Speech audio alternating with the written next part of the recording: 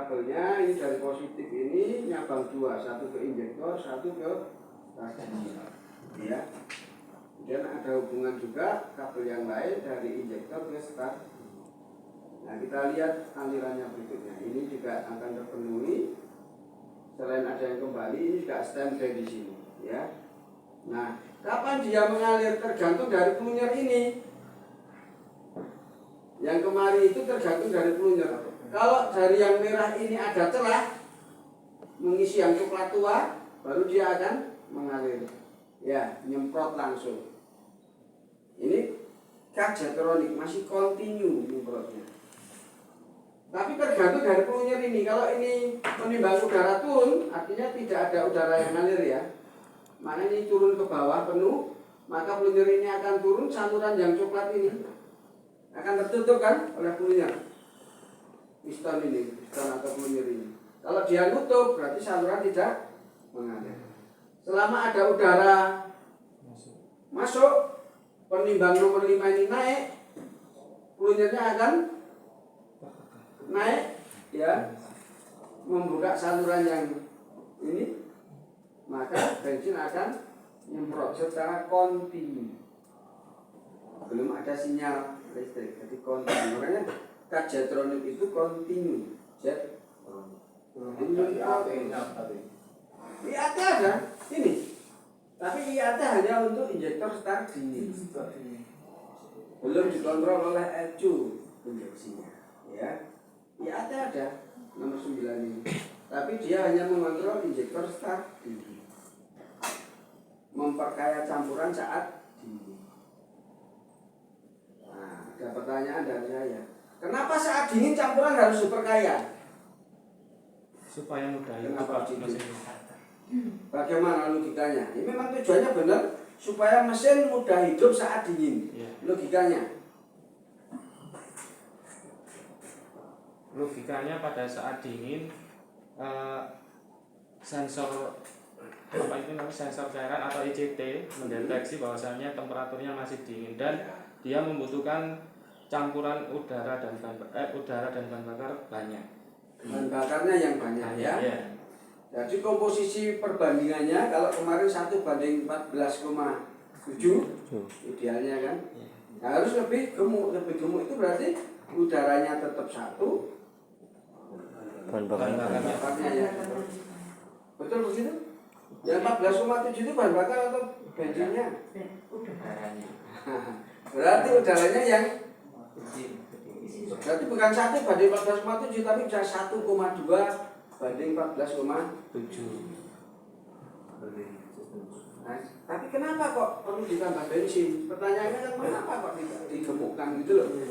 Kalau cara kerjanya memang betul. Ketika dingin butuh tambahan bensin campuran kaya. Tapi kenapa kok campurannya harus kaya supaya mudah hidup? Tadi sudah disinggung karena mesin masih dingin, benar ya kan? Nah, resikonya karena mesin masih dingin, walaupun ini bensin sudah disemprotkan dalam bentuk kabut, maka dia akan mengembun lagi pada dinding-dinding silinder dan piston. Jadi uap bensin ini yang disemprotkan bentuk kabut tadi itu akan mengembun lagi di dalam. Karena mengambun dia nempel-nempel di dinding silinder dan piston. Sehingga yang bercampur dengan udara sedikit. Karena banyak yang mengembun. Nah, kalau sedikit berarti yang nanti ketika busi memercikkan api ini, busi memercikkan api di campuran yang bukan gemuk, yang jadi kurus malahan, walaupun tadi awalnya yang disemprotkan ideal, tapi jadi kurus karena apa? Banyak yang mengembun tadi, sehingga sulit hidup. Nah, supaya campuran itu tetap mudah hidup, bensin diperbanyak. Walaupun yang mengembun juga banyak, tapi yang berbentuk uap masih cukup ideal untuk mudah ya. Nah, campuran yang mudah dibakar itu ada batasnya. Batas gemuk dan batas kurusnya itu ada batasnya. Kurusnya seperti Pak Adin, gemuknya seperti Tahu ya, bukan dalam rangka bukan dalam rangka apa namanya Dingin. Jadi itu, kenapa saat dingin harus diperbanyak bensin? Yaitu karena banyak bensin yang mengembun kembali di dinding silinder dan piston yang bercampur dengan udara kurang sulit sehingga ketika dingin kendaraan konvensional harus dicup, gitu kan? Kendaraan injeksi harus ditambah bensin dengan cara ini, injektor start dingin pada kardiatronik. Kalau yang sudah EV, ya sinyalnya injektor di nanti saya ada alat sederhana untuk melihat. Kita pasang nanti injektor berapa sih ketika di starter dingin, gitu ya. Durasi injeksinya bisa kita. Oke, kembali ke sini dulu. Jadi ini yang ditunjukkan baru aliran bensin ya. Butuh nggak kira-kira untuk pembelajaran anak? Sangat butuh, Pak. Kalau butuh kita butuh ya. Ini hanya membahas itu tadi ya. Salurannya ini kapan terbukanya gitu ya. Jika kalau yang kardiatronik, kalau kita usil, kita sogok dari saluran sehingga dia bergerak ke atas gitu ya. Ya ini nyemprot terus, akhirnya banjir. Kalau banjir ya seperti ini tadi. Saya isi bensin separuh, terbakar enggak kira-kira? Ya, belum kita coba. Itu nanti berdasarkan kevakuman ya Pak ya, bergeraknya.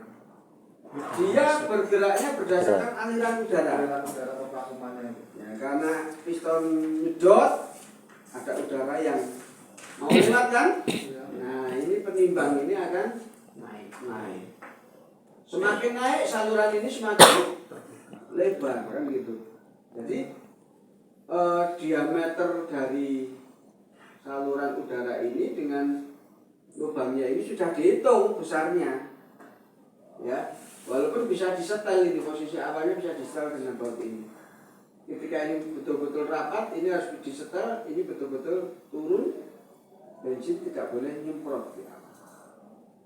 Ini penyetelnya ini. Gitu ya. Nah, ini digambarkan. Yang kuning tadi pas posisi diam, ya, ini posisi naik, ini akan terbuka semakin lebar. Ya, berarti yang ini semakin naik lagi, ini semakin lebar. Ya, ini sudah kita simulasikan walaupun sebenarnya hanya gambar satu tumpuk ini. Saat dulu saya gambarnya hanya gambar satu tumpuk. Kalau yang aliran tadi ya hanya garis saya jalankan dari ujung sini ke sana, ya. Kecepatannya kita atur, ya. Begitu. Ini yang sudah masih kaya, masih kaya, nah ini 4 injektor, dia sudah pakai sebutannya apa ini? Salut yang hijau ini, common rail. Jadi walaupun bensin sebenarnya sudah sebenarnya common rail dulu ya, tapi sama diesel dikhususkan. Dia juga seperti ini, diesel itu.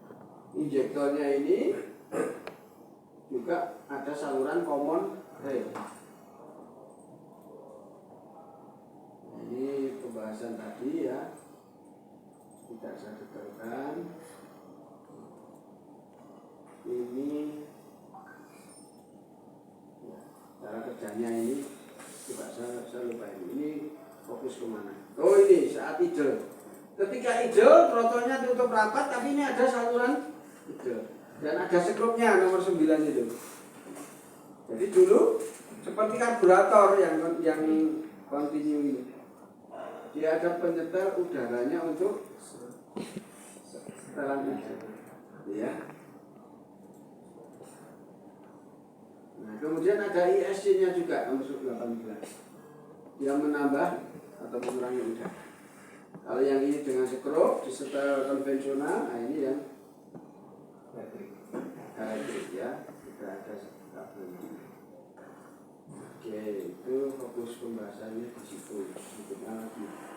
Nah ini yang injektor start dingin ya.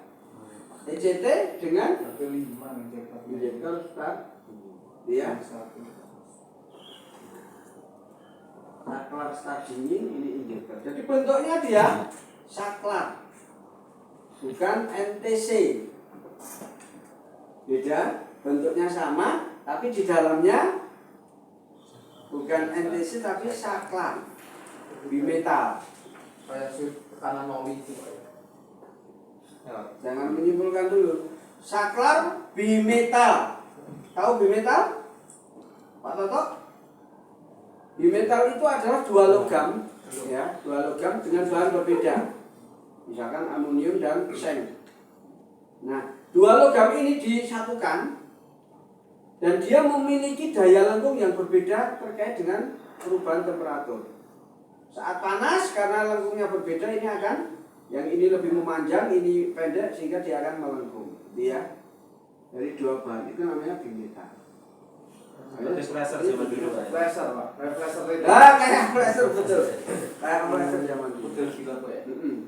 Pressure yang mekanik betul kan? Bimetal. Mana sih ini? Oke, kita lihat alirannya ini.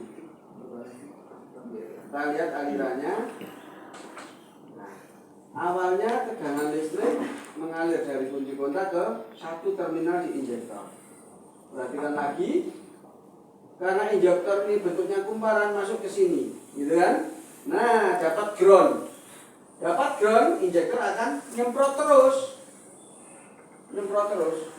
Sebelum bimetal itu membuka.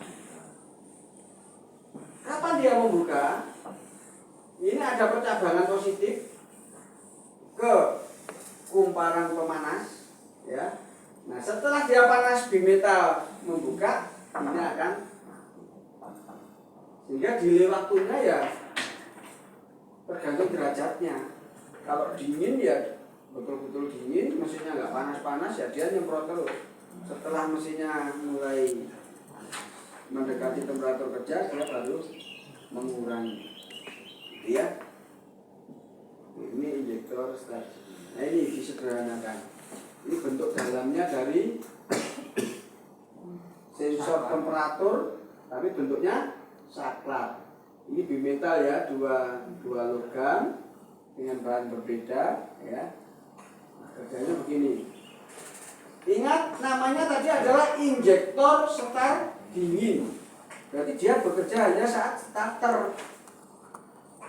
Perhatikan ini. Sumber tegangannya bukan baterai tapi 50. Itu artinya starter. Ketika di starter ada listrik di kumparan injektor, kemudian dia dapat massa melalui bimetal dan platina ya, sehingga nyemprot kan gitu. Nah, sementara lihat ketika starternya agak lama, nanti ada aliran yang kedua ini. Nah, juga ada aliran menuju ke pemanas bimetal. Nah, setelah panas, perhatikan, ini panas, bimetal akan melengkung dan ground dari injektor. Perlu dibawa nggak ini paparan? Perlu ya? Perlu Pak. Semua perlu. Ya, sementara itu dulu. Ini saya berikan.